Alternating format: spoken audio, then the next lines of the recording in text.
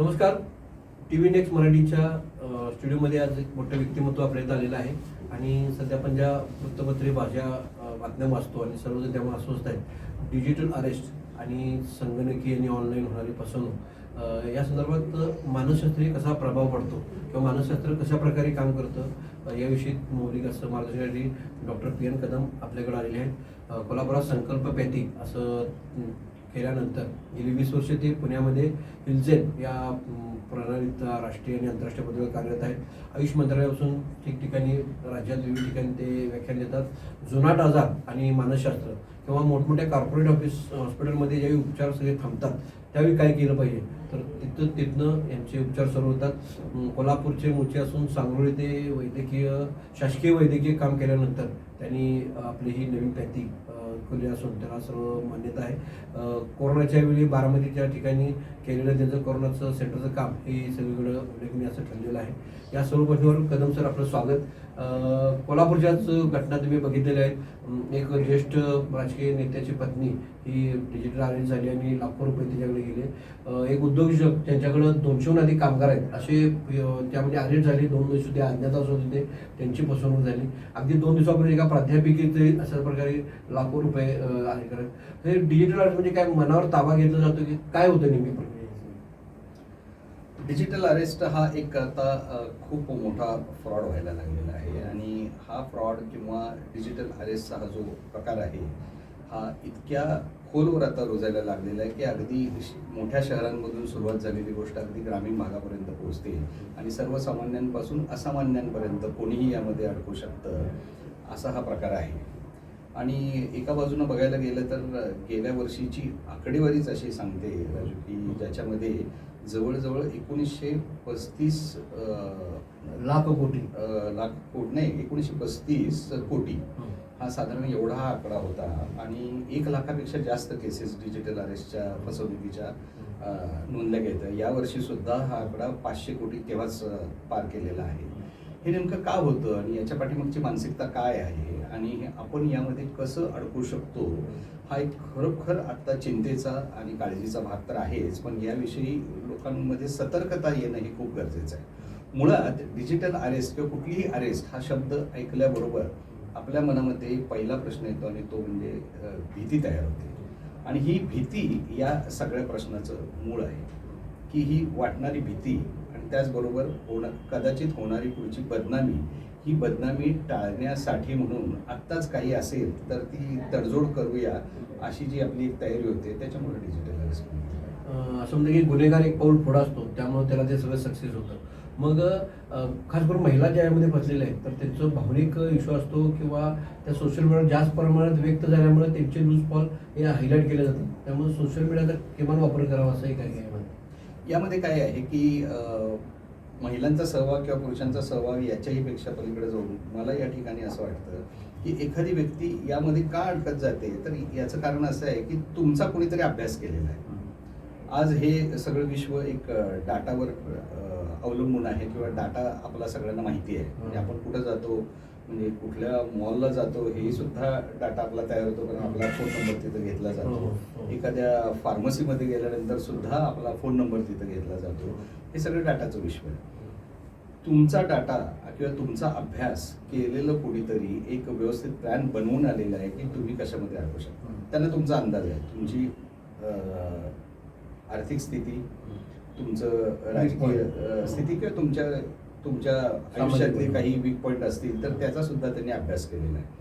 कदाचित तुमच्या स्वभावाचा सुद्धा त्यांना अभ्यास झाला असण्याची शक्यता आहे. कदाचित याचे काही ट्रायल फोन दुसरे वेगळ्या पद्धतीने झाले असण्याची शक्यता आहे. जेव्हा तुमचा अंदाज येतो की नाही ही व्यक्ती यामध्ये फसू शकते त्यावेळेला हा एक वेगळ्या प्रकारच्या संमोहनाचा प्रकार आहे म्हणजे ज्याला आपण हिप्नोसिस म्हणतो. आणि आपल्या मेंदूचा ताबा आपण का द्यायला तयार होतो तर कारण आपल्याला स्वतःला काही पाहिजे असं. आता काही डिजिटल अरेस्टमध्ये किंवा काही ठिकाणी हे जे काही फ्रॉड्स होत आहेत आर्थिक गुन्हेगारी याच्यामध्ये लोक मोहात पडतात की त्यांना आम्हीच दाखवलं जातं की तुम्हाला हे मिळेल, असं होईल, या पद्धतीनं तुम्हाला एवढ्या परतावा असा मिळेल किंवा रिटर्न ऑन इन्व्हेस्टमेंट अशी मिळेल आणि त्यामध्ये लोक फसत जातात. अशा वेगवेगळ्या ज्या मोहाला बळी पाडणाऱ्या गोष्टी आहेत त्याच्यामुळे सुद्धा आणि तुमचा अभ्यास केल्यानंतर तुमची जी काही तुमचे जे वीक पॉईंट्स आहेत किंवा तुम्ही ज्यामध्ये अडकू शकता असं वाटतं त्याला पकडून हे गुन्हे होत असतात. मग ज्येष्ठ नागरिकांच्या आता बँकामध्ये ज्या आहेत ज्येष्ठ नागरिकांचे जे होतात किंवा OTP मागितला जातो, दिला जातो. आता शासनाचा RBI आहे किंवा बच्चनपासून ते सगळं पथनाट्य आहे, सोशल मीडिया सगळीकडे सांगितलं जातं की तुमचा OTP देऊ नका किंवा ते अनोळखी फोन घेऊ नका. तरी हे घेतले जातात. आणि दुसरी बाजू घेतात, तुम्ही कोल्हापूर पुण्याला चालला तर पटपट येते हॉटेल कुठलं आहे, हे कुठलं आहे. इतकं तुमचं डिजिटल तुमचं एवढं आता तंत्रज्ञान तुम्हाला एवढं ग्रासपून ठेवलेलं आहे का की आता तुमचं हॉटेल कुठलं आहे ते लगेच समजतं. तुम्ही आम्ही जीन पॅड गेलो त्या हॉटेल त्या शोरूमची नावं येतात. म्हणजे हे म्हणजे विज्ञानानं किंवा सोशल मीडियानं तुम्हाला आक्रमणच केले पाहिजे माणसाच्या ह्याच्यावर. राजू, हे जे तुम्ही बोलताय हे तर खूप छोटं आहे की हॉटेल कुठले येतात ते गुगलवर दिसतं किंवा गुगल मॅपवर दिसतं, रेस्टॉरंट, पेट्रोल पंप वगैरे. आपल्या शेजारी आपले फोन आहेत, तर या मधून सुद्धा आपल्याला काय आवड आहे, आपण कशावर चर्चा करतो त्या गोष्टी तुम्हाला फेसबुकवर किंवा फोन उघडल्यानंतर जाहिरातीद्वारे तुमच्यासमोर मारा व्हायला लागतो. इतकं हे तंत्रज्ञान आता पुढे गेलेलं आहे. आता हा जो काही आर्टिफिशियल इंटेलिजन्सचा भाग आहे किंवा AIचा जो भाग आहे, ज्याला एका बाजूनं आपण स्वीकारायला पाहिजे, स्वीकारल्याशिवाय पर्याय नाही, पण दुसऱ्या बाजूनं याच्यावर विचार करायला पाहिजे. त्याच्यामध्ये आत्ता जी खरी गरज आहे, मी असं मानतो की आपण आपला RI जो आहे तो स्ट्रॉंग ठेवायचा, म्हणजे AIच्या विरोधात, म्हणजे आपला रिअल इंटेलिजन्स. कारण आपण सगळे एक व्यक्ती म्हणून आपल्याला एक खरी बुद्धी दिलेली आहे देवानं, आणि आपल्याला जर आपली बुद्धिमत्ता जर खऱ्या अर्थानं वापरली तर अशा प्रकारे आपण कधीही त्यामध्ये फसू शकत नाही, हे मी ठामपणे सांगतो. याबरोबरच युवक जे आहेत ते अगदी मास पुण्यामध्ये जोरात गेलेले आहेत. आणि आता लहान मुलांना शुगरचे आजार आहेत किंवा हे सगळं जे आलेलं आहे किंवा लहान मुलांचे जे पिक्चर आहेत ते एका मिनिटामध्ये 70हून अधिक त्यामध्ये इमेज येतात, कट येतात एवढे सगळे. म्हणजे एवढं म्हणजे बुद्धीला भ्रष्ट करण्याचा हा प्रकार आहे का, असं काय झालं का? हा एक वेगळा भाग आहे. हा याच्यामुळं होणारे शारीरिक परिणाम, मानसिक परिणाम, आणखीन हा तर वेगळा भागच आहे. पण याच्याही पलीकडे जाऊन मला असं वाटतं की मुलांच्या संस्कारामध्ये लहानपणापासून काही गोष्टींमध्ये एक आमूलाग्र बदल आता व्हायला पाहिजे. आणि तो जर झाला तर यातून आपण लहान मुलांपासून पुढे तयार होणारी ही पिढी ही आपण बदलू शकतो. विशेषतः ज्याला आपण एक ऑनेस्टी म्हणतो, प्रामाणिकपणा म्हणतो, ऑनेस्टी, त्याच्यानंतर एक इंटिग्रिटी, की आपण जे करतोय त्याच्यामध्ये बरोबर पूर्णपणे त्यात वाहून घेणे. त्याच्यानंतर एक आयुष्यामधली ट्रान्सपरन्सी. ही ट्रान्सपरन्सी म्हणजे काय, तर आपल्याला जे आपण जे करतोय त्याचं नॉलेज आपल्या घरच्यांना असणं, इतरांना असणं, म्हणजे लपवून न ठेवणं हे असेल. आणि ट्रस्ट, विश्वास हा पाया आहे. आणि विश्वास हा पाया असल्यामुळं बऱ्याचदा तुमचा विश्वासाचा घात होत असतो, विश्वासघात होत असतो, आणि ते आपल्याला समजत नाही की खरंच हा विश्वासघात करणारी व्यक्ती कोण आहे आणि विश्वास कोणावर ठेवायचा, हाच आत्ताचा सगळ्यात मोठा प्रश्न आहे. आता या फसवणूक झाली त्यामध्ये 2 किंवा 3 आठवड्याने त्या व्यक्तीने व्यक्त केली की मी फसवणूक झाली. उद्योजक असेल तिने 1.5 महिन्यानं सांगितलं की माझी एवढी फसवणूक झालेली आहे. म्हणजे ह्या फसवणूक झाल्याचा कालावधी हा एवढा मोठा राहतो का, आणि ते एवढं मानसिक दडपण राहतं का सगळ्या?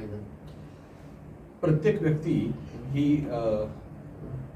स्वतःची एक इमेज जपत असते, त्याचा एक स्वतःचा आत्मसन्मान असतो. आणि हा आत्मसन्मानाला कुठं धक्का लागत असेल तर ते कोणालाही नको असतं. या सगळ्या डिजिटल अरेस्टच्या प्रकरणामध्ये जेव्हा मी बारकाईने अभ्यास केला तेव्हा माझ्या लक्षात आलं की तिथं एक फिअर फॅक्टर आहे आणि दुसरा गिल्ट फॅक्टर आहे, गिल्टी. आणि हे जी गिल्टी फिलिंग आहे की मला कोणीतरी 1 लाख रुपयाला फसवलं, 2 लाख रुपयाला फसवलं, 20 लाख रुपयाला फसवलं, हे मी आता कोणाला कसं सांगू, याच्यासाठी हा कालावधी जातो. त्यानंतर मानसिक तयारी होते की, आणि मग कधीतरी असं वाटतं की आपल्याबरोबरच इतरांचं असं नुकसान व्हायला नको, अदरवाईज हे सगळे फसवणारे लोक आणखीन वाढतील वगैरे, असा काहीतरी विचार येऊन मग ही तक्रार दिली जाते.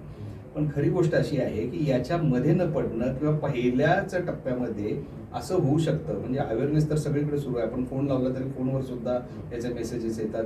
1930 आपण इमिजिएट फोन करा म्हणून सुद्धा येतं.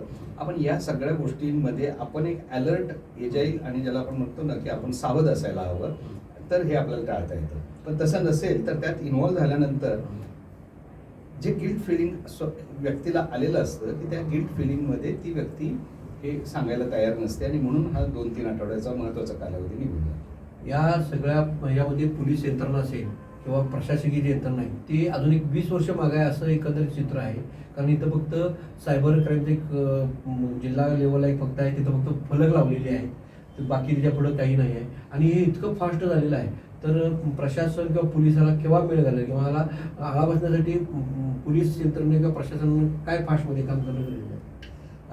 यंत्रणेविषयी किंवा कोल्हापूरमध्ये आत्ता याविषयी काय सुरू आहे याची मला निश्चित माहिती नाही, परंतु पुण्यामध्ये हे खूप ॲडव्हान्स सेंटर आहे. एखादी जर तक्रार दिली तर अतिशय कमी कालावधीत त्याचा शोध लावणे किंवा त्याच्या ॲक्सेस करणे हे होतं, हे मी स्वतः पाहिलेलं आहे. माझ्या एका मित्रांच्या बाबतीत अशी घटना घडली होती, त्यावेळीसुद्धा मी पाहिलेलं आहे की अतिशय फास्ट यंत्रणा आहे. अर्थात ती जर अपग्रेड करणं गरजेचं असेल तर ती त्वरित करायलाच पाहिजे आणि ही काळाची गरज आहे, यात शंकाच नाही. गेली 40 वर्ष तुम्ही मानसशास्त्रात आणि ह्या सगळ्या ह्याच्यात कार्यरत आहात, तर या चर्चेचा समारोप करताना काय दक्षता घेणं गरजेचं आहे की पहिला नकार हा नकारच गरजेचा आहे किंवा ह्या मोहजालामध्ये जाऊ नये यासाठी बाबा आपण सोशल मीडियावर जाऊ नये आणि काय केलं गरजेचं आहे? सगळ्यात पहिली गोष्ट म्हणजे मी प्रेक्षकांना हा सल्ला देईन की पहिल्यांदा अशा प्रकारचा कुठलाही फोन येतो तो आपल्याला मोहात पाडण्यासाठी येतो की आपल्याला भीती दाखवण्यासाठी येतो किंवा कोणत्याही कारणासाठी येऊ दे, याची पूर्ण जाणीव ठेवून त्याच्यापासून दूर राहणं हे खूप गरजेचं आहे. दुसरी गोष्ट म्हणजे prevention is better than cure, असं जे आम्ही मेडिकलमध्ये शिकवतो तसंच इथं होऊच नये म्हणून एकही पाऊल पुढे टाकायचं नाही, ही दुसरी गोष्ट आहे.